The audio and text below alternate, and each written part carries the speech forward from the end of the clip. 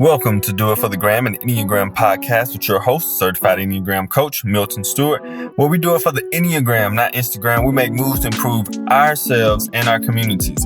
So on this episode, we're continuing the series with Enneagram in color. And on this episode, we're talking with Zahra Mohamed Ali. Zahra is an Enneagram 2, and she has been on the podcast before with the In Your Skin series. You can check that out as well if you go back through the podcast. Also, in this episode, she's going to talk about microaggressions, triggers that come with being a person of color and dealing with them on an everyday basis, dealing with the brain, how it grows, mental stability, and dealing with racial battle fatigue that happens pretty much daily for people of color that a lot of people may not know about, and even people of color don't know about. It's something I learned recently, to be honest, but something that constantly is wearing on you mentally, though you may not even realize it. Besides that, I'll weigh in a little bit on where I think the Enneagram is going for people of color and marginalized communities. And it's just some really good things that Zahra speaks on coming from the Enneagram 2 point and being biracial and decolonization work as well. So listen up. This is a really good episode. Intro music. Kick it.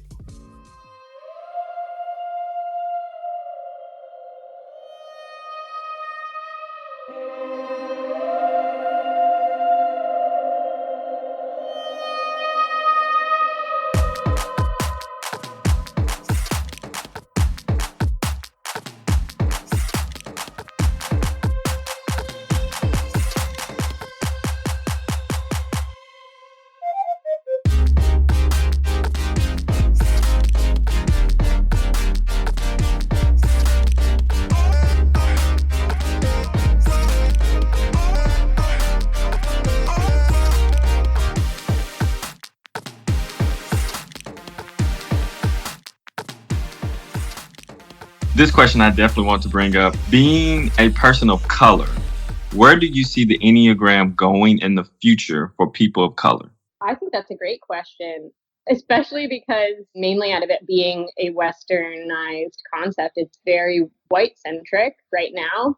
Yep. And it's moving. I think it's very cool because as we talked about before we started this interview, is there are like groups now like the Enneagram in color and all these places that are popping up and these workshops. As a person of color, I think the Enneagram has been really helpful in doing my own anti-racism work, doing my own like decolonization work. So I'm actually mixed race because I'm English and Pakistani. I have two sides of colonization in me. And doing Enneagram work, I've really been able to start to understand why I do some of the things I do in the context of racial structure, if that makes sense. So what I mean by that is that we're talking about the brain again. So you have your brain stem, you have your limbic system and your prefrontal cortex. Your brain stem is your animalistic instincts or your natural instincts, right? That grows during birth to 2. You have your limbic system, which is your emotions and your emotional regulation, all that stuff that develops until you're 7. And then you have your prefrontal cortex that develops into your 20s. And I think a lot of us, people of color, we get triggered by everyday experiences that we have, like microaggressions and like outward states of, actual racism and stuff. So it's easy for us to drop in from the prefrontal cortex to that limbic system. So from the rational thought mind to emotional reaction because they're triggers, right? Yes. Like to not respond in an emotional way makes you maybe a psycho. I don't know. It's like every day if you keep getting like, ridiculous questions, or the one I hate that triggers me the most is where are you from? And I say where I'm from and they go, no, but where are you really from? Oh my goodness. That's a personal trigger for me. So like with the Enneagram and stuff, I'm able to see how either I move into that limbic system and react, or I go into my ego, my 2, and I become so nice and so helpful. And let me just give you all of these things and guide this conversation towards you, right? So it's like I'm doing an appeasing thing that's not doing decolonization work. It's not doing anti-racism work. It's upholding systems. Yeah. So it's like in learning the Enneagram, especially through yoga, which is like what I talk about. I like yoga because yoga helps you be aware of where you are in the triad of the brain and where you want to go with it to move you from your limbic system to your prefrontal cortex to make decisions. So yeah, so I think definitely it helps you see how you're either challenging or upholding racial structures of injustice. And where I think I see it going is I would love to see more. I think with people of color specifically, it can help us understand our role in doing anti-racism work and like undoing a lot of the structures that don't serve or benefit majority of people. Right. Yeah. Does your workplace stink because the culture sucks? Are you tired of tolerating people and wish you could all work together cohesively? Does the mere idea of going into work give you anxiety? If you said yes to any one of these, you should probably quit your job. But since you're not going to quit your job, you should contact Kaizen Careers. At Kaizen Careers, we are all about improving workplace performance. We use a unique tool called the Enneagram. The Enneagram helps individuals and organizations become more self-aware. That self-awareness lends into helping organizations with communication, conflict management, and leadership development, ultimately turning self-awareness into self-mastery and creating healthy workplace cultures so you can improve your services and bottom lines. Contact Kaizen Careers at KAIZENCAREERS.com or Milton at KaizenCareers.com, or give us a call at 901-334-1644. I'm curious where you think it's going as a person of color, like with people of color in the Enneagram. I definitely think it's spreading, which is great. I think it's going to take work of, like you were just saying, Enneagram, certified Enneagram coaches like me, you, Chi, and others of color to make sure that we're reaching communities that can really benefit from it, minority communities who can really benefit from the Enneagram, and making sure that we are, in a sense, in the trenches a lot of times doing work with them as well. Because like you said, like not only are there cultural overlays, stress overlays, and racial overlays a lot of times, especially with people of color. Like you said, those quick triggers, wow, like those are so real. And if you're not a minority or a person of color, you may not understand that. And so that impacts you daily, like your mental stability, your stress level, your energy, everything is all impacted through, like you just said, the brain. And so when you have that constantly happening and you've never had, like, maybe you didn't have the Enneagram, maybe you don't have a counselor, maybe you don't know about therapy, so you're trying to navigate life with all of this, like, offensive baggage, this pain, this weight from life, and you don't have a tool in order to do it, So I think it's super important, like for us as Enneagram people of color, that we make sure that we're spreading it to our communities of color, that we're like getting the word out, like, have you tried this? Try the Enneagram.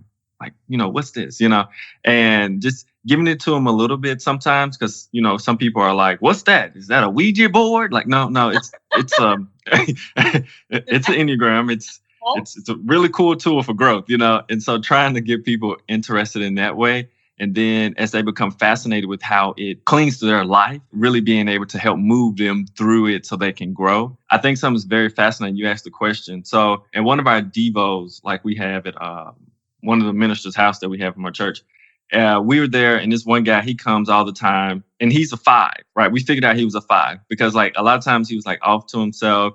He was there, he would eat, he would chill, but he really wouldn't engage with people. But the beauty of, like, this is the beauty of knowing the Enneagram. So I was able to, because, like, I get super enthusiastic when I find out a person's number. I try not to go too far. And then I was like, oh, he's a 5. Let me see. And so I started to name things like around the 5, like, you don't like surprises, do you? He's like, no, not really. I was like, okay. What about you? Like observing people in situations? Yeah, I was like, okay. But see, what I did was made a lot of small connections. And now, like, he is like connected with me. So we had another event and he came up to me, and this is like, if anyone knows a 5, boundaries are huge for them. Like a 2, I had to really work on creating them. 5s have super thick boundaries, like their boundaries are super thick. And he came over and asked me for my number because he now sees me kind of as a mentor almost, in a sense. But it's because that day of knowing the Enneagram and knowing a brother of color that, I made a connection with him and I saw him instead of, like, not being seen, where, we were this mass personality, Latin word for personality is persona, aka mask. When I could see him without his mask and see who he was, he felt seen.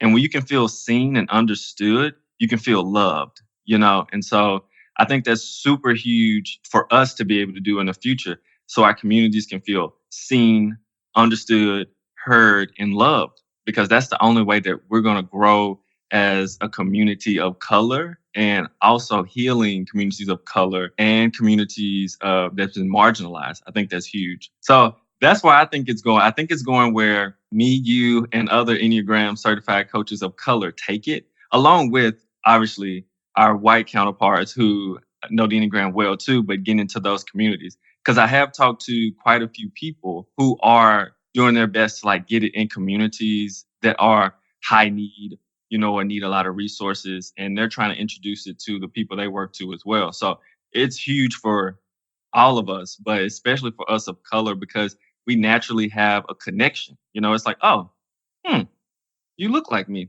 I'm listening, Yeah. So. But I also think that's beautiful too, because I really like that. I'm glad that I asked that question. I live up in the Aries fairy space, and you're very practical solutions, and I love that. It made me think of something. But that identity piece of being able to be understood and seen, I think that is so important, because it's true. When we are seen and understood, we're loved. That's what our intensive week did, which was so amazing. And I was telling the audience in different times where in different episodes, we became so close in a week. And it's because we were able to be seen and understood, for who we truly are, without the mask and all the fake, And so that's the amazing part about it. It's something amazing, because you have actually seen and understand me. I've actually seen and understand you. And so when you can do that for people, you create so much love and so much care, and you can actually get past the superficial junk that we do. It's just okay, so who really are you? And it's what you really need help with, and let's move forward. It's amazing. Yeah. One also, even not just for people of color, but also white people who want to be allies and activists in deconstructing these systems. It helps them see, and it helps us see, who am I beneath the surface, and what kind of mask am I putting on that's keeping me from learning what I need to learn to actually help deconstruct this process. Yes. Because I feel like a lot of people get triggered in doing anti-racism work, which is understandable. We get triggered with racism stuff all the time. So I get the converse of it. But a lot of those people, if they were aware of their Enneagram type, if they were aware, oh my gosh, I feel like I'm being excluded because I'm a 4 right now. You know what I mean? So I'm going to react in a way. If you're oh, that's why I'm feeling this way, as opposed to just reacting, you can choose a different path and say, this is my bias. This is where I feel, and this is where I'm triggered. But okay, this is the work I can do. So Zahra, go ahead and let the audience know where they can meet you, not where they can meet you, where they can find you on social media and your businesses and everything you're doing. Okay. Well, you cannot meet me in person. I'm probably not going to give my address away if you really don't. You can find me on Instagram first, and we can talk about it at with Zahra _. So my name is spelled Zahra. If you are interested in getting to know more about my coaching programs, you can check out my website, which is withzahra.com. And if you are very curious to see how my personal journey is going, I have my writing Instagram and website at From Zahra. So yeah, options to check me out. Super awesome. Thank you so much, Zahra, for being on the show. Thank you so much for having me. Yes. All right. So just wrapping it up, for anyone who are also looking to, in the Memphis area, to get coaching or consulting work through the Enneagram, if you're not going with Zahra, you can also go with Milton at kaizencareers.com. That's kaizencareers.com, where you can find it online. And then also you can go to doitforthegrampodcast.com. If you subscribe, there is a free Enneagram tool gift there for you. And besides that, all I can think of is, like Zahra said, too, when you're starting to get emotionally reactive and things are going a little bit crazy, before you explode, think about it, check, go be alone, and do it for the gram.